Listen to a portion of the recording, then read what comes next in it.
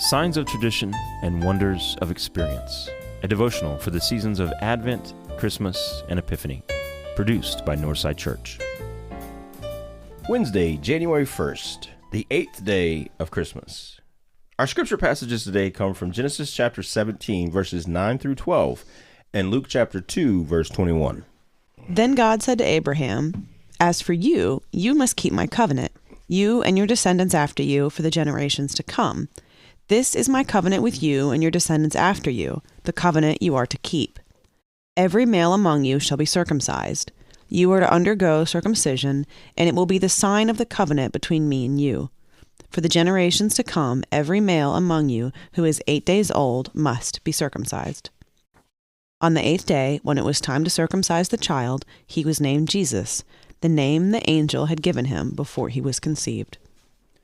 The birth of Jesus in Bethlehem was a new experience of God's presence among us, a pouring out of himself into a human life to walk with us. But by being born a human being, God was also born into a human community.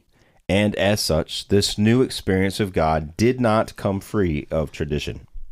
For 2,000 years, since the days of Abraham himself, the family of Israel had practiced the ritual of circumcision. This had been given as a sign of the covenant God made with Abraham, a covenant and a promise to bless all peoples through him and his descendants.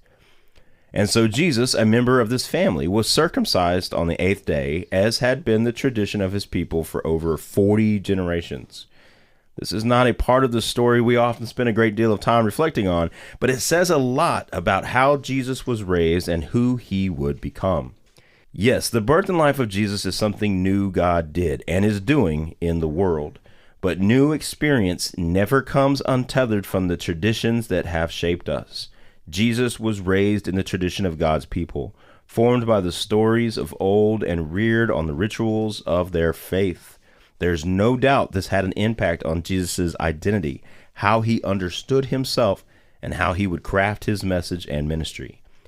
In this sense, Jesus himself is our prime example of the tension we hold between experience and tradition. He doesn't abandon his tradition, but re-accentuates it with new experience. Jesus doesn't dig up the riverbed, but fills it with the living water that reshapes its meaning and purpose. Our lives today are similarly shaped by very old traditions that have been passed down through the generations. Some are even 2,000 years old, like the practice of circumcision was at the time of Jesus' birth. Our struggle is that we too often cling to them or dismiss them entirely. This Christmas season, I invite all of us to reassess the tension we hold between the traditions of our faith and the experience we have of Jesus Christ, and be reminded of how Paul breathed new life into an old tradition himself when he wrote that Circumcision is circumcision of the heart by the Spirit. How can we allow the Spirit to circumcise our hearts today?